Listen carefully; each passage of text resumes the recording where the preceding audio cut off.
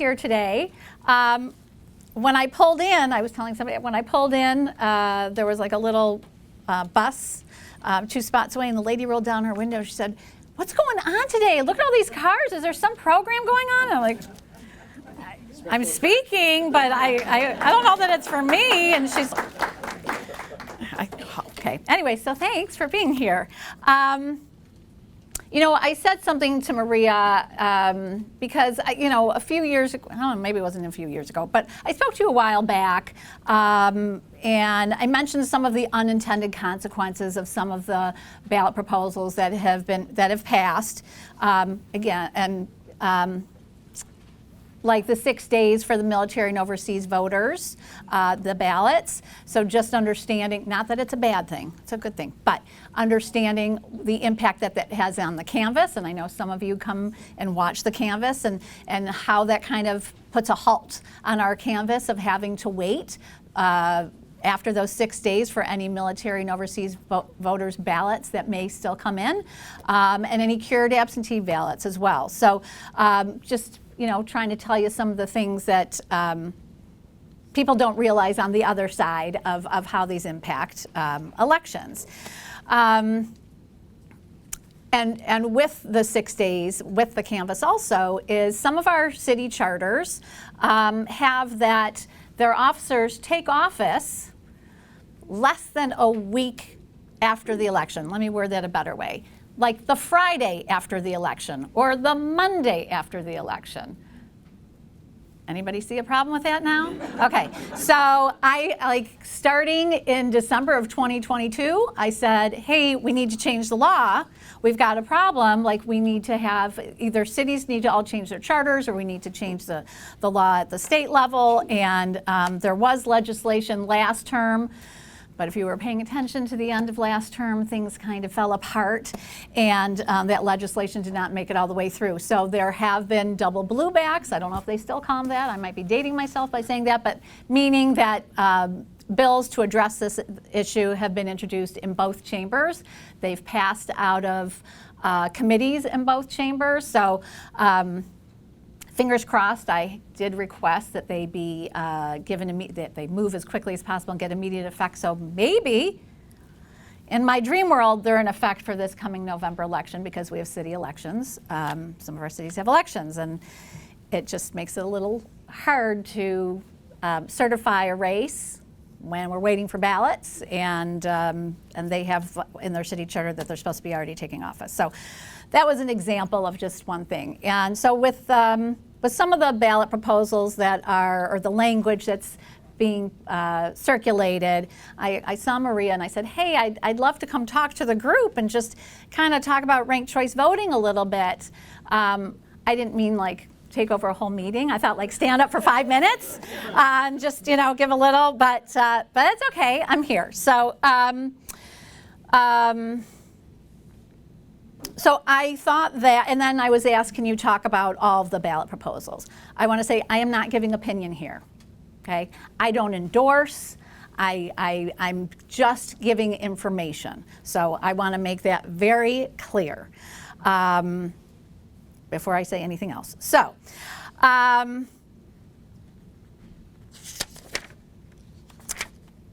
so you have 8, I have 10. So I'm going to, some of them I'm just going to read the 100-word summary, but ranked choice voting, because that's really what I wanted to get to the meat of, I'll talk about more. So the first one is the Constitutional Convention, and I'm sure you guys already know that that's going to appear every 16 years on our ballot. So the last time that we had a Constitutional Convention was in the early 1960s, and we'll see what happens. This is, oh, by the way, all for November 2026. This is not happening now. This is all for November 2026. So, and a reminder that there's the 100-word summary on a petition does not always encompass everything that would be in effect from a ballot proposal. So you can always go to the State Board of Canvassers website and look at all of the, I printed off some of them. I mean, they are multiple pages in a very small font on big paper of all the changes they would make. So sometimes things are not included. I just want to add that too. So with the possibility of 10 statewide ballot proposals, you can imagine we're possibly looking at a very long ballot. So first one, Constitutional Convention. The second one, I'm going to go through my list here. And I printed my words in big font and didn't think like, oh yeah, I printed these petitions off and now I got to put my glasses on. But anyways, all right. So this one is from the, I don't know if I wrote down their group name. Doesn't matter. All right. Constitutional Amendment to add, beginning in 2027, an additional 5% tax on annual taxable income over $1 million for joint filers and over $500,000 for single filers. This tax is in addition to existing state income taxes and is to be deposited into the state school aid fund and required to be used exclusively on local school district classrooms, career and technical education, reducing class sizes, and recruiting and retaining teachers, and subject funds to annual audits. Subject funds, that's the right way. So that's number 2, right? First one was the Constitutional Convention. And I'm just numbering them. These aren't in any particular order that I'm numbering them. I'm just letting you know where I am in here. Okay, so the next one, kind of on the opposite side. Constitution, this is the Axe My Tax, which I believe they tried before and weren't successful, so they're trying again. This one, Constitutional Amendment to prohibit real and personal property taxes, currently the primary funding source for counties, municipalities, schools, community colleges, parks, and voter-approved bond repayment. Increased portion of state sales tax redirected to cities, townships, and villages from 10% to 13.33%, and from 0% to 6.67% for counties. Shift 10% of state income, marijuana, alcohol, and tobacco tax revenue to local governments. Allow use of this revenue only for listed essential government and infrastructure services, but not for schools, community colleges, parks, or other local government services. Require 60% voter approval for local tax increases. Require 2/3 vote of legislature for tax increases greater than 0.1% over 5 years. That's a mouthful. Okay. Lisa? You might want to mention that the Constitutional Convention will be on the ballot. That will be proposal number 1. Yes. But yes. all the others have to get signatures. Yes. Yes. Thanks, Howard. Yes. So none of those have yes. received the signatures so far. Correct. Correct. No. These are just things that someone could come up to you and ask you to sign. But yes, because it's like I said, every 16 years it is put before the voters whether we want to have a constitutional convention or not. Like I said, the last time was in the early 60s. So all those other times, the voters have said no, for whatever reasons. Okay, the next one, a proposed initiated law to allow, so again, difference between the first 2, I believe that I read, were constitutional amendments, right? This is a proposed initiated law, so just denoting those differences, to allow local units of government to retain authority to regulate the development of solar, wind, or energy storage facilities in their jurisdictions by repealing laws that mandate statewide standards for energy facilities and permit the Michigan Public Service Commission to override local energy facility development decisions. If enacted, this proposal will allow local units of government to continue to determine their own standards regarding setback distance, structure height, and the amount of light and sound emitted by energy facilities, and to exercise final authority over the construction of energy facilities within their jurisdictions. Okay. Again, not making comments, I'm just reading these so you know what's out there. I'll get to the meat at the end. The next one, an initiation of legislation, again, making that designation, to amend the Freedom of Information Act. The initiated law would expand the act to hold the executive and legislative branches subject to public information requests. Act 442 of 1976, MCL 15.232, Section 2, Sub H. So, there's been legislation that has been introduced to accomplish that. It's has yet to be successful term after term, so someone said, all right, let's take it to the people. So there's that one. Okay, the next one, initiation of legislation, again, that designation, legislation versus constitutional amendment, to reinstate a good time credit program that allows prisoners to earn good time credits that reduce sentences by 30 days per month, and each month a prisoner is not found guilty of a major misconduct such as violent or dangerous activity, and repeal portions of truth in sentencing law that establish mandatory minimum sentences extended by disciplinary time for misconduct. Apply law retroactively to all prisoners in the Michigan Department of Corrections. And I guess I'll make a comment that when my staff and I go over to the Oakland County Jail, hopefully y'all know if somebody is awaiting sentencing, as long as they haven't been sentenced, they're not serving a sentence behind bars, they have the right to still vote in the state of Michigan. So my staff and I go over there and register folks who need to be registered, or give them applications for absentee ballots so they can still participate. So I have been asked, is this on the is it a good time on the ballot? Is it a good time? I'm like, no, I didn't know it was coming. So they knew, but I didn't know. So anyway, the next one, a petition for a referendum election to repeal Public Act 1 of 2025, which reduced the minimum wage for Michigan tipped workers, established a new schedule for increasing the state minimum wage, and changed the way future inflation adjustments for minimum wage increases will occur. There's that one. The next one is constitutional amendment. Okay, I'm paying attention to that. To require Secretary of State to verify citizenship of all registered voters, document citizenship, and remove non-citizens using governmental records. Let registered voters provide documentary proof to verify citizenship at their convenience. Prohibit counting ballots from voters with unverified citizenship starting November 2, 2027, unless voters show documents to Secretary within 6 days post-election. Eliminate affidavit alternative for voters without photo ID. Require photo ID or driver's license or partial Social Security number to vote absentee.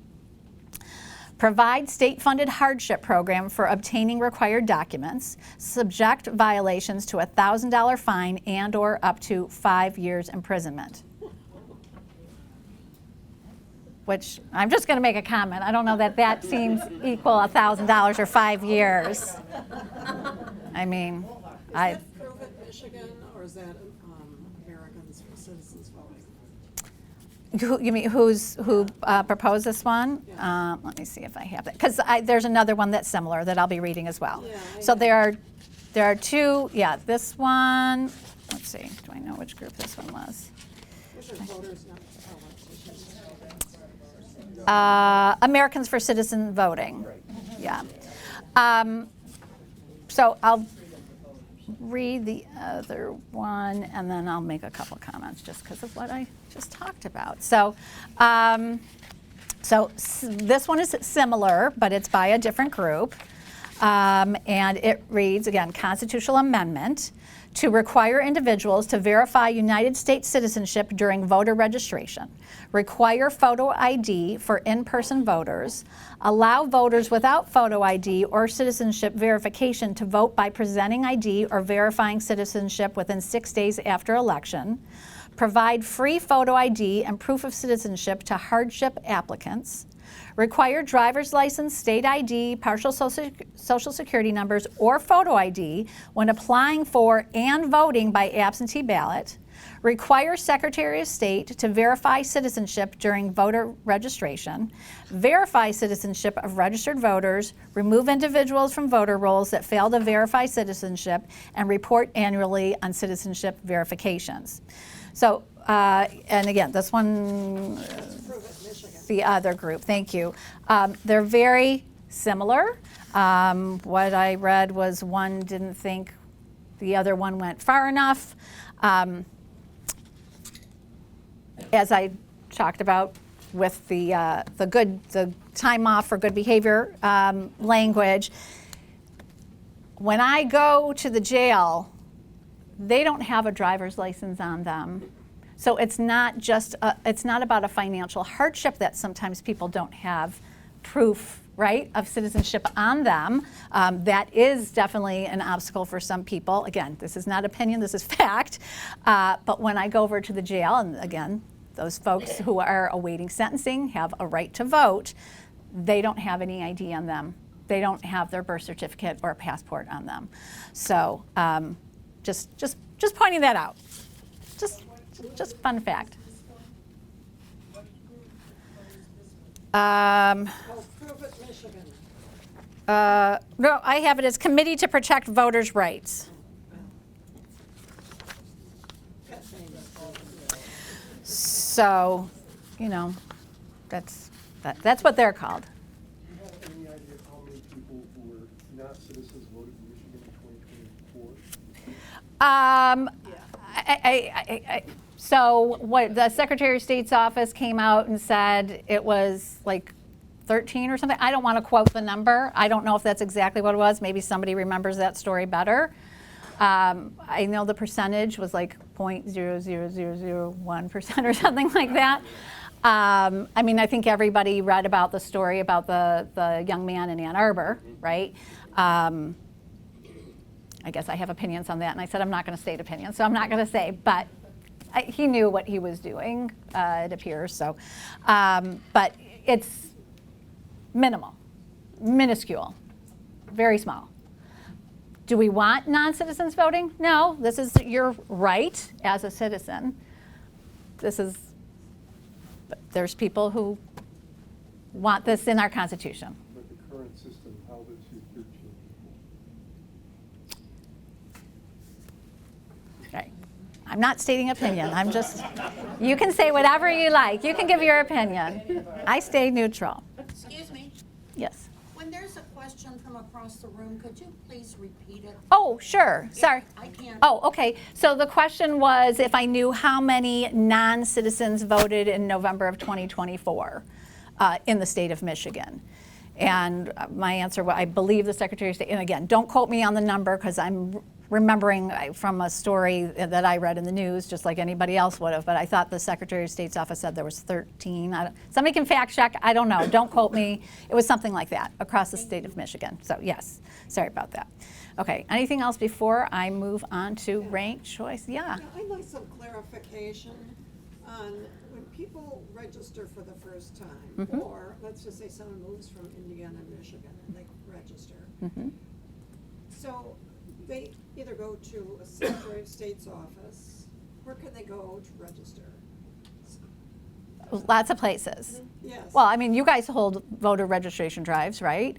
And, Yes, they can. yep. But when they come to register, what do they show? That they live somewhere and that they are a U.S. citizen. So, I mean, people are showing it, so it depends because we also have, you can apply online as well. But when I'm registering somebody, they're showing me, when I'm doing it, it's a driver's license. I mean, for somebody to register to vote, they're supposed to be a resident of that community for 30 days. Can you register without a driver's license? Yes. You have to put the last 4 of your social security number. That's on the voter registration form. So they're either putting the last 4 of their social or their driver's license number. If I'm registering somebody and they're showing me their voter registration, I have a stamp that's an ID verified, so meaning I saw their license. So.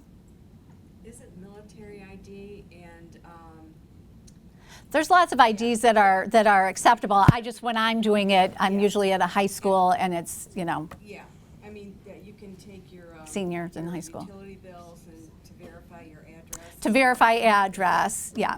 Right, there's different things to, yeah. Yeah, Jim in the back. Hi, Jim. You referenced all the different municipalities where you're going to have elections at the same time, and some of them took office the same week or whatever early in your presentation.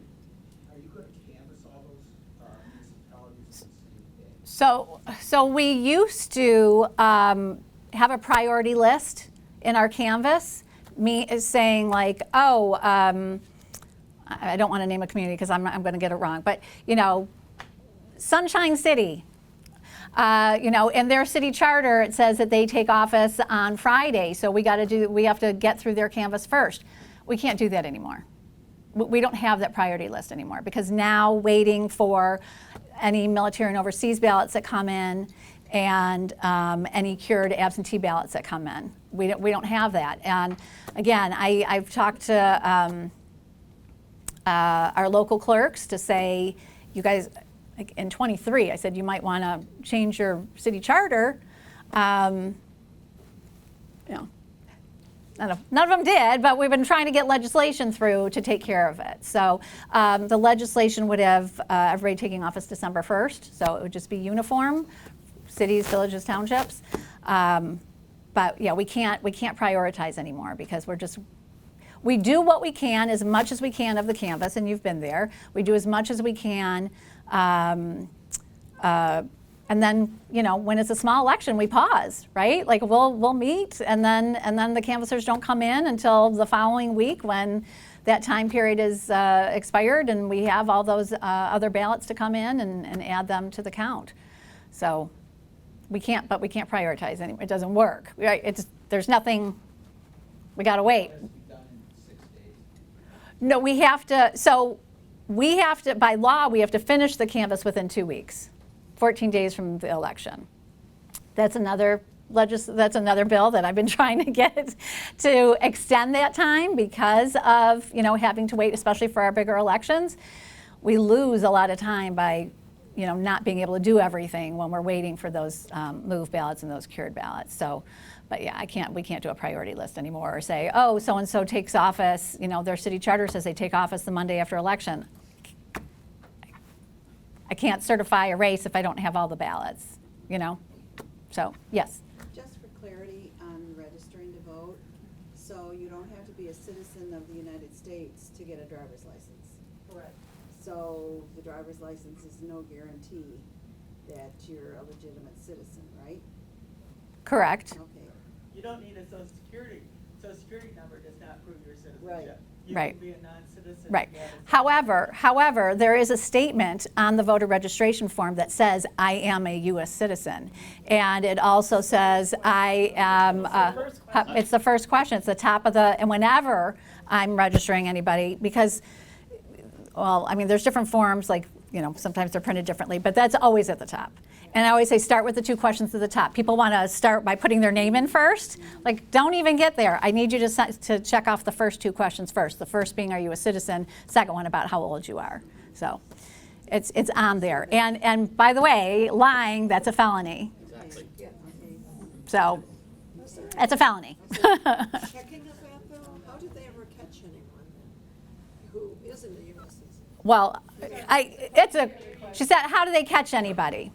So honestly, I would say that question's above my pay grade because it's the Secretary of State's office that said that there was 13 or however many people. 15? Yeah, okay. I said, don't quote me. I don't know. I knew it was in the teens. So, and county clerks don't maintain the voter rolls. So that would be more with the Secretary of State and how they determine that. But they have access to information at the state level that we don't at the local level, and access to databases that we don't to see if somebody's a citizen or not. I was curious, because I called our, in Okay. Birmingham, I called our county clerk, or our city clerk. It was a deputy I spoke to. And she was kind of relying on the Secretary of State's, driving, like the offices to get your driver's license to, you know, verify whether or not they're U.S. Yeah, again, I mean, it's at the state level that they have access to information that we don't at the county or local that's level. what- So, okay, but I've got people raising their hands, so, in the back. I understand that there is a third constitutional amendment initiative for the same, vote, you know, ID citizenship requirement. Okay. Are you aware of that? So I know that there was 2 petitions by one of the groups. I wasn't sure if they were going to be circulating both of their petitions or not, but they had 2 versions. They were, again, pretty similar. And I'm just trying to get the gist across to everybody as to what you may see, right? So I don't know that they're going to be circulating both. Yeah. I heard that all 3 were going to be circulated. Okay, which could confuse people, well, whatever, anyways. Okay, I know I saw another hand somewhere. No? Yes? Yes? Who enforces the law or the rule if someone has lied on the affidavit and you're caught? Who catches them and what, where does it go from there? So the question was, who catches if somebody lied on their application? Affidavit. On their affidavit? On their affidavit of not, That's the one that is, it's the law, not, they're saying that they didn't have their ID, right? Yeah. But I am a US citizen. those are 2 different things.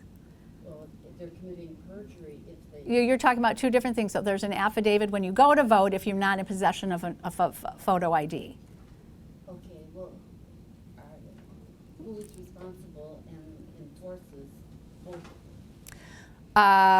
Well, I mean, who enforces it would be law enforcement, prosecutors, AG, right? The Attorney General. I have reported things to law enforcement before. Our local clerks have reported things before. It's, you know, who catches it? We have an obligation to report that. I've reported people who, I caught somebody who voted twice. To whom do you They report it? forged to law enforcement.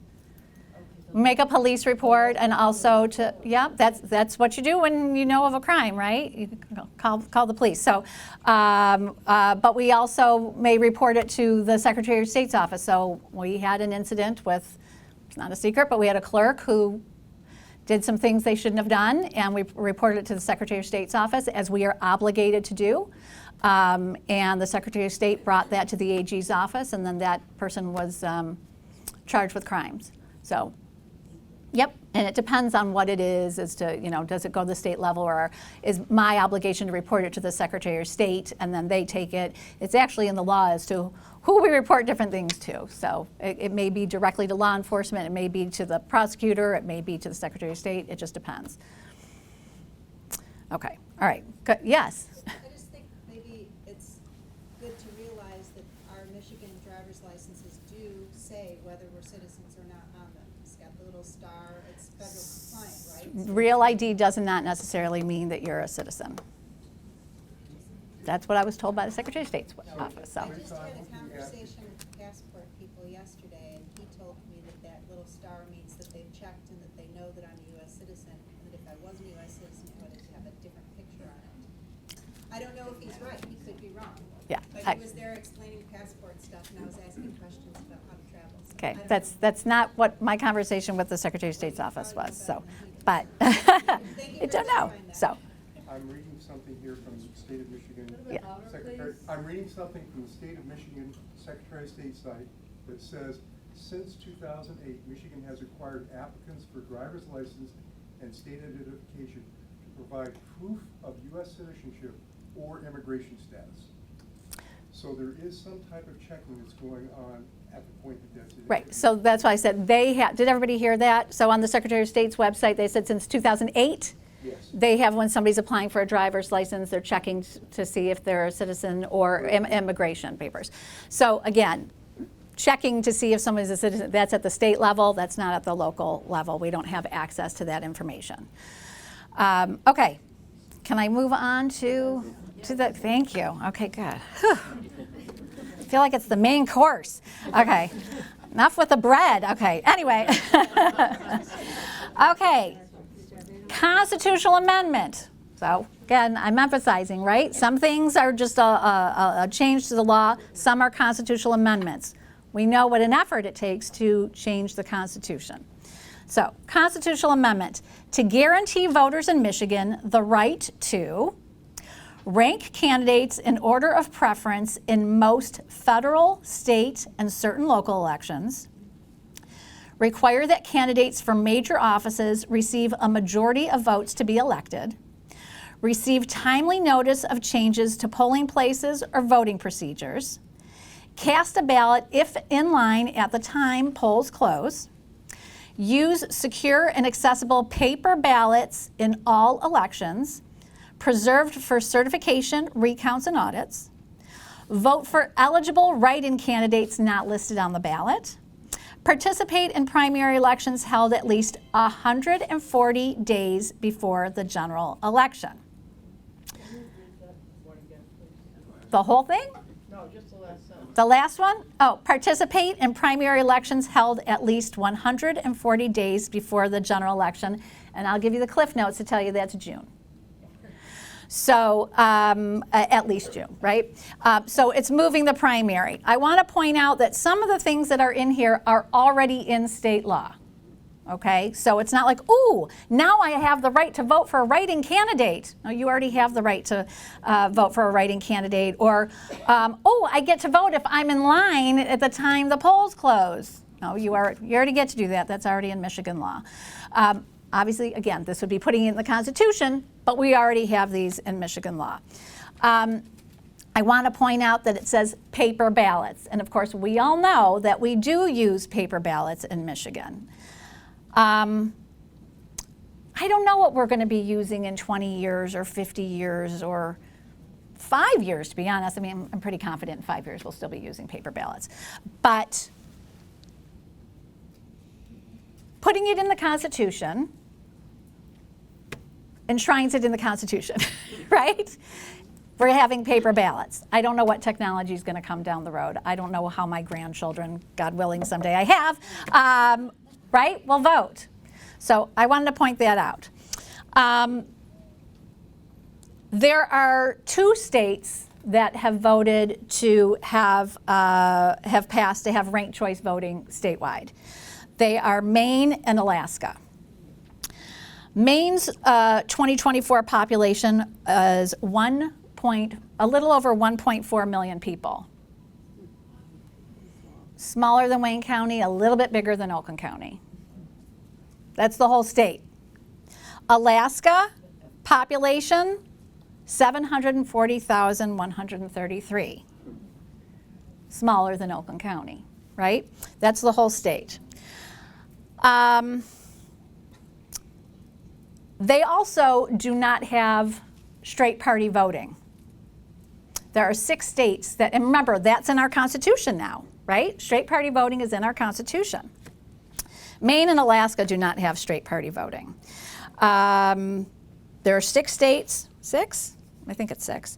Alabama, Indiana, Kentucky, Michigan, Oklahoma, and South Carolina. Yes, that's 6. I don't know how many, if they have different vendors of voting equipment in Alaska and Maine, but you know, in Michigan we have 3 different vendors of voting equipment. All of our ballots look different. I'll tell you, when I was looking, I had to make the decision as to which vendor I was going to go with the input from our local clerks. They came in and they're showing, we got to test the equipment, and my staff programmed the equipment so we could see what it would be like. And I voted on the VAT, the voter assist terminal, the ADA compliant. I had LASIK, but before that I was legally blind, so I took off my glasses and voted on the VAT to see what that experience was like. I used the headphones to hear, you know, what the audio sounded like. And looking at the ballots, when I saw our ballots for Hart, I kind of jumped. I'm like, it's a box. It's a box on the left side. I'm not used to this, right? We used to, if you remember, we used to have a bubble to the right of your choice. There's still vendors that have bubbled to the right. We have a box to the left.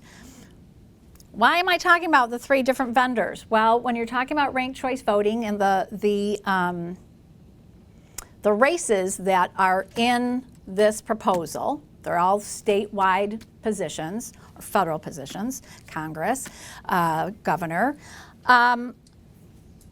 We send those results to the state. Does everybody understand ranked choice voting before I get into it a little bit? Or should I talk about just a smidge? Okay. All right, let's say there are 5 people running for office, and none of them achieve 50% of the vote. I guess I should say before you get to that point. You have your ballot. Oh, hang on, I'm going to show you what it looks like. Hang on.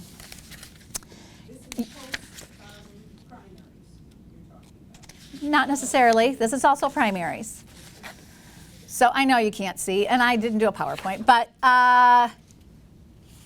for our equipment, the ballots would look like this. So it would be, this one has 6 choices, but 6 going across of different boxes. Now I'm just going to say, we have a lot of spoiled ballots in our August primaries. You know why? People cross over. I'm a little concerned about voter education, having 6 boxes next to every choice. That's a lot of education. But let me go on. So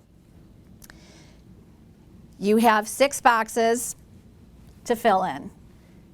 You are putting who your first choice is.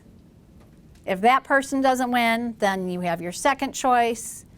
You're voting for, potentially you're voting for like every candidate in a race, regardless of your party affiliation, their party affiliation. You are ranking them. Your favorite to your least favorite, okay? So I'll go back to 5, it's just easier. There's 5 candidates. And and none of them reach 50% of the vote. The bottom, the one who got the least amount, are taken away, and the people who that was their very first choice, now who their second choice was, gets their vote. So the votes are reallocated. Does that make sense? Okay, good, because I know it's a weird thing. It keeps going until somebody achieves 50%.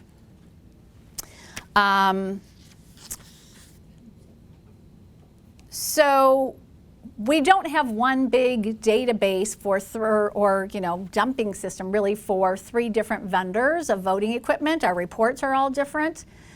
I don't know how long it would take to get election results. I wanted to look up, I know when Alaska, the first election that Alaska had after they passed it, they had a congressional race on the ballot, and it took weeks just to get the results. And there was I think there was only 3 candidates in the race to get the results. I'm trying to say something without it being opinion. People may question the election results because, election night, we put up our unofficial results, right? And people think, sometimes things change a little bit during the canvass, but not, who the winner is basically, right? Unless it's all a write-in race or something, If it's really close, okay, you're waiting for the canvass. And sometimes we have city council races that are decided by a vote. Every vote counts. But if you have somebody who achieved, 38%, right? And that's all spread out. That person on election night or the next morning when they wake up, they think, oh, I won. But number one, remember, we've got to wait the 6 days for the military and overseas voters' ballots to come in. We've got to wait for the cured absentee voters' ballots to come in. And we have to allocate those. We have to add those into the mix.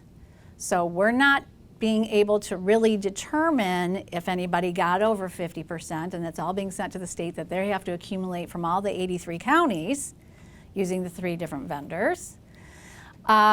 And if somebody does not achieve 50%, then the state would have to tell us, you got to go back and you have to reallocate.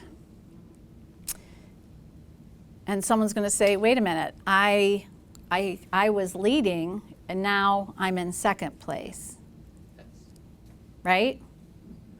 That's ranked choice voting. That is ranked choice voting, but it's going to change. There's a good possibility of things changing, and people may question, right? Well, that person was ahead. How are they not winning now?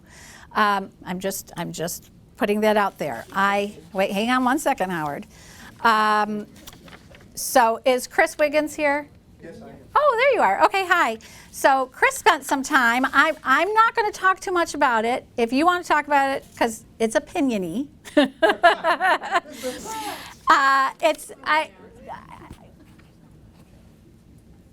It's a fact, but It definitely has a conclusion, yes. it has it right. So, but Chris, you know what? I'm gonna. Does anybody mind if I just give him the mic for a second for him to share? He shared information with me that I'm going to let him share with you.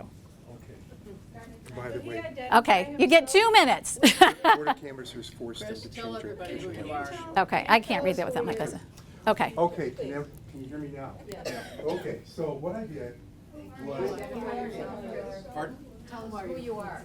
I'm Chris Wiggins. I'm a member of the League of Women Voters in the Oakland area. Been doing some, because I'm interested in doing some various research around elections and primaries and things like that. So as part of that, and completely before this stuff came up, I went back and looked at the elections in Michigan from 1998 to 2024 because that's what's readily available on the Secretary of State site. I'm not going to go back and do hard work. I'm just going to take the easy part.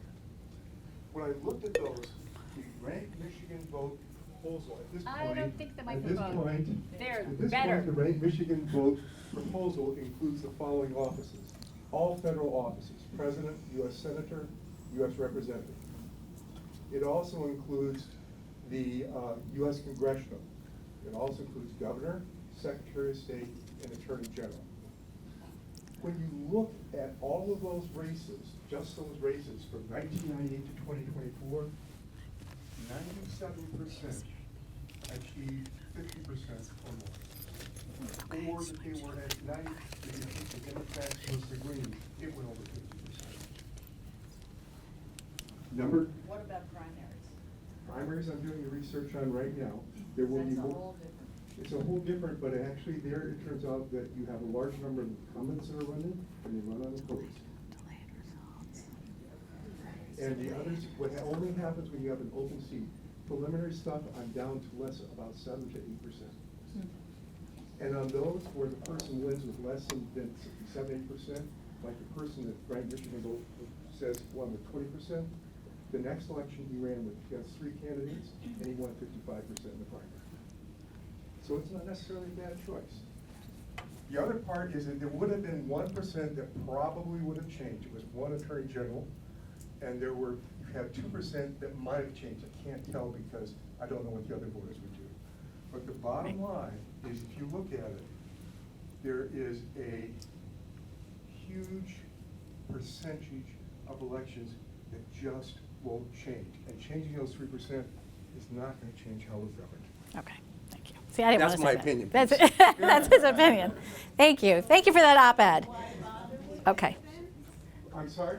So does that mean you're saying why bother with ranked choice when it's gonna extend the decision? My concerns with it is I look at the benefit's relatively small. I'm concerned because the clerks have been under enormous pressure for the last 3 election cycles. This would require the clerks to develop whole new procedures, in addition to the fact that the League of Women Voters Convention, state U.S. convention in 2024, not this year, but 2024, there were several leagues that had tried ranked choice voting on a local level, and they had failed and gone back, and the reason was the combination of voter education and of clerk's operational procedure. So there's risk on this side there's not a lot of benefit, that's where it See, gets to. I feel that's opiniony, but that's, I'll let you see it. So, yes. So, because I'll add, and this isn't opinion, this is fact.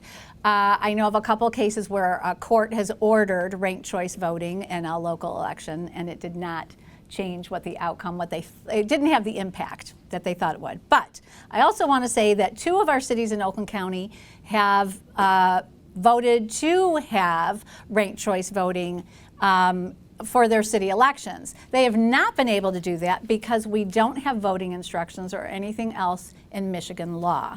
So I do like to support what voters, want to have. Perhaps there's a difference between a city election and a statewide. I can tell you from a very personal place that in a certain state representative race in 2006 and in 2010, mine, nobody reached 50%. Just saying. So how in 2010 would the people who voted for the Libertarian have gone? I have no idea. Would it have changed? But state representative isn't one of the offices on there, but I did want to point out that personal thing. I want to talk about the length of the ballot. Oh, I put you off for a second, Howard. Sorry. What did you want to say? Related to length.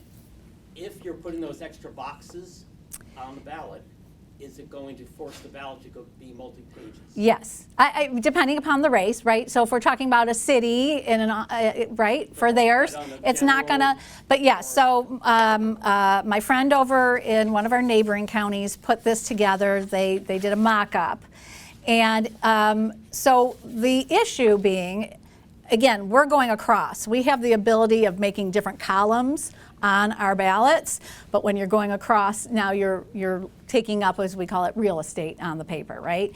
So they went from what was maybe a front and back on one of theirs to 1, 2, 3. I think it's 3 separate pieces of paper, and that wasn't a big election. Like that wasn't. So can the hardware handle it? And how does it work? Well, it would be a lot on our ballot on demand. I know that for our early voting where we do ballot on demand. That's a lot. We see whenever we see a longer ballot, we always see voter fatigue, right? It's just what it is.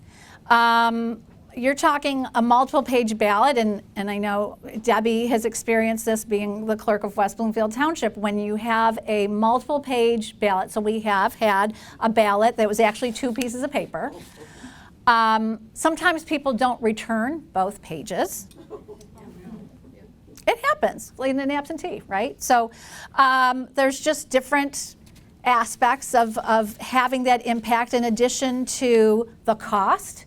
So I will say that I did have the opportunity to talk with 2 young men. They were, I think they're younger than my kids, but who were working on this. And they did make some changes from things that I had talked about with them, but not everything. And this is an opinion, this is fact. I was frustrated talking elections with 2 young people who had no idea how elections run in Michigan, how we program for elections, a lot of things. It was a little frustrating, and that's why I wanted to come to you, because there's a lot of do-gooders out there, right? And you may have a great idea, but practically it may not work. And we have as I said, we have straight party voting. I asked our vendor, and before I even picked the equipment, I said, can you do straight party voting? Because at that point, Ferndale had already voted to have that, and if the law changed, I wanted them to be able to implement that. Yes, we can do ranked choice voting, but not with straight party voting. Because nobody's ever had that. I want you to remember, with straight party voting, if you vote straight party, remember, you can cross over, right? And straight party is only on your November ballot. But if you vote for the table party, all right, you vote straight table party. But your neighbor is running for dog catcher and they're a member of the chair party, but you think they would be great, right? You don't want to have to fill out the whole ballot. You know you want to vote for everybody that's table, except for dog catcher, you're going to vote for your neighbor, right? So you vote and you fill in that box next to their name with the chair party, and that is an override just in that race when you're voting straight party. Otherwise, everybody else in the table party is getting your vote. Doesn't really work with straight party voting with ranked choice voting. It just, the mechanics kind of don't work. And I've been having more conversations with our elections director about this, and we're trying to wrap our head around how some of this would work, how the programming would work. Yeah, go ahead. I'm gonna pause. Hi, good to see you. I've heard the opinion that ranked choice voting enables third parties much better than our present system. Mm-hmm. Basically a two-party system. Mm-hmm. Because people are afraid to vote for a third party Yeah. or an independent because they think they're throwing their vote away. But if they had ranked choice voting, Yes. they're more likely to vote for somebody they thought was really best for the office, but then they would put as number 2 or 3 and so forth. Right. Somebody they thought more likely to win. And in fact, isn't it true that in Alaska, that's how Lisa Murkowski won the That is Senate true. seat? That So is true. two parts. That she didn't think she could win the She won. Republican primary, but she ran as an independent, and because they had ranked choice voting. She lost the Republican Party, then ran as an independent, Okay. then won. Yes, so that enabled her to win. So let me answer 2 or 3 things in there. Number one, Wait. Maine implemented the ranked choice voting in 2018. And they do it on they're doing exactly what Michigan proposes. They've had a 1% increase in votes for third parties. Now, they also have, she mentioned 1.5 million, they have the size of the legislative district is 9,000 people rather than 93,000. And they have a large number, both before and after, of people who are associated with neither party. Stayed the same. The ranked choice voting has not increased in Maine. And I believe in data. The second part is that Lisa Murkowski, when she ran, there's 2 parts to that. Number one, she was voted out in a Republican primary in 2006. She ran as a write-in candidate, became the 2nd U.S. Senator to win on the write-in. Since they instituted the top 5 primary, there is no party on that first election. You just rank them 1, 2. They come through and they come with it, and they come down and Yeah. They just vote for their top 4. They vote the top 4 in their primary. And she wins there, and she's been winning since they changed to the top 4 primary. Okay. Can I say something, please? Sure. The Yeah. current proposal does have, we can't get rid of ranked choice voting because it's already, or excuse me, straight party voting, because it's already in the our Constitution. Constitution. Yes. The current proposal that people are being asked to sign has both ranked choice voting and has party voting. Let me finish. Mm-hmm. Second, Ann Don't put your Arbor hand up to me, very though. successfully implemented ranked choice voting. I voted to approve it, and I voted using ranked choice voting, and it made a significant difference in the number of people who voted because the people who were the third parties did not feel disenfranchised. What this gentleman is talking about is not the way the current ballot proposal is proposing. Third, do people realize that Sri Tanadar won United States Congress with 27% of the vote? People need to realize that the current system allows people to win primaries with 27% of the vote, 20% of the vote. Or general. Before the general. And the current general. the current I won proposal- state rep without 50%. The current In 2010, proposal in fact. has it both in the primaries if the party decides to have a primary. Okay. And it has it in the general. So let me correct you. So Ann Arbor, any city is not partisan. And Yes, you it do. was. Yes, it You have a was. partisan city election? Yes.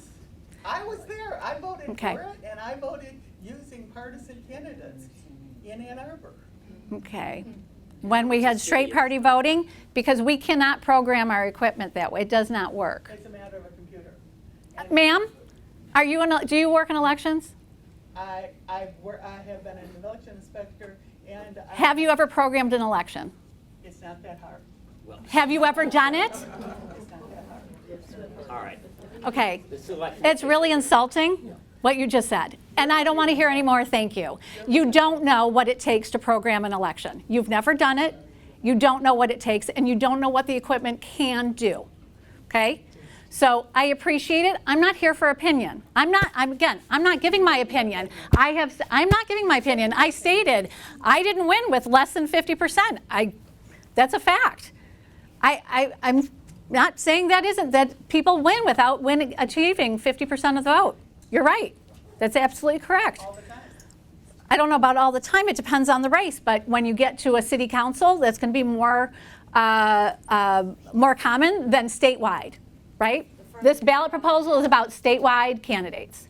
So it's up to a city or a township if they want to implement it for themselves. But this proposal does not require that for local races. This is for statewide. So anyway, The further you go down the ballot, Lisa, the fewer people are voting. They're going to win with the. They can't hear. Oh. First of all, I do want to say that Lisa's job is anything but easy. Okay, I'm with her. That is the amount of work that we do every day deserves to be applauded. Like, thank you for everyone else, but it is insulting. We work our tail off, and Lisa is there. I mean, we're the only people that have well over 24 hours straight. So, Lisa, thank you for everything Thank you, do. Debbie. But Likewise. as people drop down the ballot, you get fewer and fewer people making those decisions as well. When she talks about voter fatigue, it's very real.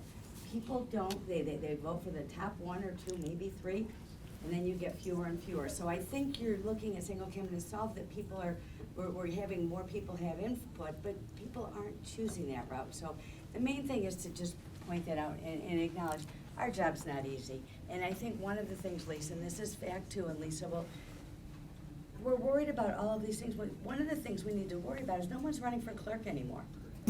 Okay? Don't run against me, though. Don't run against us. But No, I'm talking local. Run against me, you know? No. But we have, what was it, 150 ballots that nobody, to municipalities in 113 townships where no one ran for local clerk. where no one ran for local clerk. So I'm more nervous about not having an election official than I am some of the problems we're solving. So, thank you. Thanks, Debbie. Very quickly. Yeah. Okay, so this ranked choice voting, you mentioned for statewide, does it also include legislators like no? Congress, members of Congress. She has, in the proposal, does it include state representative, state senators, legislators, so only at the federal level. But that would be in the Constitution. That doesn't mean that couldn't be added, in statute, right? So, there was something else I wanted to click on. Are you giving me the hook? Okay. No. I don't know what. The other thing I wanted to say, does everybody know what plunking is? Yes. Okay, some yes, some no. So plunking is if it's a race for vote for no more than 4, and you just vote for 1. That gives more weight to that vote, right? There is nothing that is stopping anyone with ranked choice voting from plunking, meaning I'm just voting for my first choice. So I'm not saying it's good or bad. I'm just, again, it's a fact that we see that. I mean, I've plunked before, I don't care. I'm not afraid to admit it. I've plunked before, right? It gives more weight to your vote because otherwise your vote is diluted by 4 or however many there are to vote for. So there are studies that show that people do plunk still with ranked choice voting as well. So it doesn't, not everybody's going to participate. And again, there's a voter fatigue. We already have voter fatigue. Does ranked choice voting apply to multi-candidate elections? I don't think so. So the cities who have, Gets down that. yeah. But not the constitutional amendment. Not the constitutional amendment, right. Yes. Yes, I would think that in theory, straight party voting would be very similar to if you have the ranked choice voting at the same time. If you just voted straight party, that would be as if you weren't voting for your number 2, 3, and 4 choices. So that's very similar to what you're talking about clunking, I guess.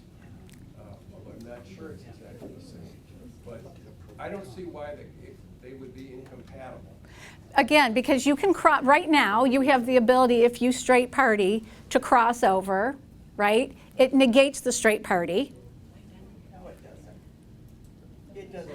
Ma'am, I'm going to ask you to please hesitate with your comments, please. Okay? I'm in the middle of a sentence. Okay. Thank you. All right? In that race that you're crossing over, right? It's an override. It does not work to have straight party when you're doing, if West Bloomfield Township passes to have, and townships are partisan, our cities in Oakland County are all nonpartisan, but our townships are partisan. How do you allocate the number 1 spot when, if for city council or for town, how many, what are there, 4 at a time? 4 positions, right? Who's that straight party going to when you're not, when you have to rank them all? Do you see what I'm saying? Well, for those offices, maybe you could vote for more than one. But that's not what it is, right? That's not ranked choice voting. So, yes, ma'am. Is there ever the possibility of ranked choice voting of the table party putting in 25 contestants and the chair party only running 1, and then the 25 equals more than, the 1? Do you know what I mean? No. But I love that you're using the table and chair parties. Well, I want to be as impartial as we can. I appreciate that. Would that ever be a strategy to achieve 50% over, running one person against another, the chair table person against the Yes. So you're saying, so there's only so many spots. I mean, if you're talking in a primary. Yeah, I guess. So in a primary, this does say you still have to stick to one party for your primary. So it doesn't change that. Right, but then after the primaries. Only if there's 4 positions, only 4, the top 4 from each party move on to the general ballot.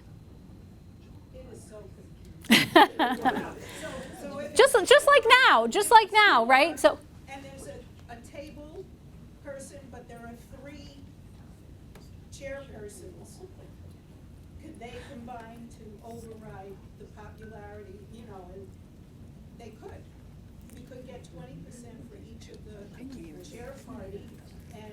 But we have that. I mean, I would say we have something like that now with our parties, with our elections, with our general elections, of that there in some areas that are more heavily one party than the other, right? Sometimes there's no candidates from a major party, or maybe there's just one when there's actually 4 spots, right? I mean, we see that on our ballots all the time. So, I mean, that can happen now. Yes, ma'am. Before we run out of time, Yeah. please run through the other ballot proposals. Oh, that was it. I saved this one for last. This was the main course. This is now. Did it seem like I didn't name 10? I'm pretty sure I went through all 10 of them. Again, they. You may not see them. You may see them, right? Somebody may be standing outside of this library collecting signatures for one of them. Maybe they won't. I don't know. But I think it's important for you to know what's possibly out there, what could possibly be on the November 2026 ballot. I don't want to think about when we're talking about the length of a ballot, I don't even want to think about having 10 statewide ballot proposals, but we'll do whatever we got to do if that's what happens. But again, for sure, we do know the Constitutional Convention will be, because that is by law, every 16 And years. realize what you just read off is what's gone through the Board of Canvassers so far. Right. This ballot is not for another 15 months. Right. In fact, Therefore, there could be others. right. I checked the website, the Board of Canvassers, the state canvassers, a couple weeks ago to see to see all of them, what was out there. And this morning I checked again just because something I printed didn't print out well, so I went back to the website or to make sure what I had. And sure enough, there was a one that I didn't see before. There was another one on there. So, yeah, they just keep coming, but we'll see. Yes, ma'am. Lisa, quick question. Yeah. How many signatures do you need on a petition before it can officially go? 468,000. I can It's a tell. formula. I can tell you. Yes, it's a formula. All right, Howard, go ahead, Howard. There are 3 processes. For a constitutional amendment, it's 10% of the number of voters who voted in the last gubernatorial election. So whatever that number is in 2022, Who, the rude one over there? multiply that by who voted for the governor, any party, multiply that by 10%, that's the number of signatures you need to be authorized signatures. You have That's to what I said. Don't interrupt me. get signatures, because a lot of those signatures will be invalid, people sign twice, etc. So that's for a constitutional amendment. For a, an initiative, I think it is, which is a law, and don't hold me to that, but if you're proposing a law, it's 8%. If you're doing a referendum, which is to repeal the current law, that's 5%. Which, so I read one of those. That was the minimum wage one. So there's a mix of everything in there. And those numbers of 10%, So that's right. 8%, and 5% are in the Constitution. That sets up the process. The legislature cannot change that unless through a constitutional amendment to change those thresholds. Okay, thank you. Yeah, okay. Don't ask me for math. Yeah, no, I'm just kidding. That was a law that was unconstitutional. Supreme Court overruled that. Okay. Could you explain? I love the participation, so thank you. What? Could you Thanks, Howard. explain, what happens at the Constitutional Convention and why? I wasn't alive when they had one. I could not tell you. I don't know. I don't know. Why have we voted not to have? You'd have to ask each. Well, I mean, you voted on it, right? You voted on it 15 years ago. So, no, I voted on it too. I don't remember how I voted though, to be honest with you. I have information about it. Okay. I'm sorry? The purpose to change the Constitution? Yes. So not until you have a constitutional convention? No, these can change the Constitution. Some of these can change the Constitution. So then what happens, so then you don't need a constitutional convention to make a change to the Constitution? There are more than one ways to change the Constitution. And I do know with the Constitutional Convention that delegates are elected. My dad actually ran before I was born. Did not win. Anyway, I think he lost to my law professor, which is kind of cool. But anyway. The whole Constitution is open to change. The entire So thing. everything is on the table at a Constitutional Convention. So I think depending upon climate at the time, different groups maybe had concerns that certain things would be taken away or added, would be my guess, right? But you said you have it. Did I say what you were going to say? Did you say you had information about it? Yeah, I have information, brief about how it works. Oh, do you want to know how? Stand up and speak loudly. Do you want the mic? Okay. This is good. We're all sharing information. Yeah, but Facts, not opinions. Okay. I think this is facts. Okay. This is a brief summary that our group pulled from a publicly available source. The convention process involves electing delegates from all 148 House and Senate districts. They could propose an entirely new constitution or amendments to the current constitution. A majority of delegates must agree on any proposed constitution or amendments. Voters would then vote on acceptance or rejection of the changes, all or none. The convention delegates have absolute control over how to proceed and are not monitored by the legislative or executive branch. I would have gotten it, but I would have been. Thank you. Thank you. Okay. So, I have a 30-second question. okay. Oh, go, sorry, go ahead. Then you'll come. How long do these groups have to get the required number of signatures? 6 months. Thank you. Yes, sir. That's not what it says. My sense Not what it was says. always if you voted single party and voted for anything else, that you invalidated your ballot. No, only on the That's not August. the case. Nope, not in November. In August, if you cross-party, you have spoiled your ballot, except the nonpartisan section. So if there's a nonpartisan section of your ballot on your August primary, then that part will still count.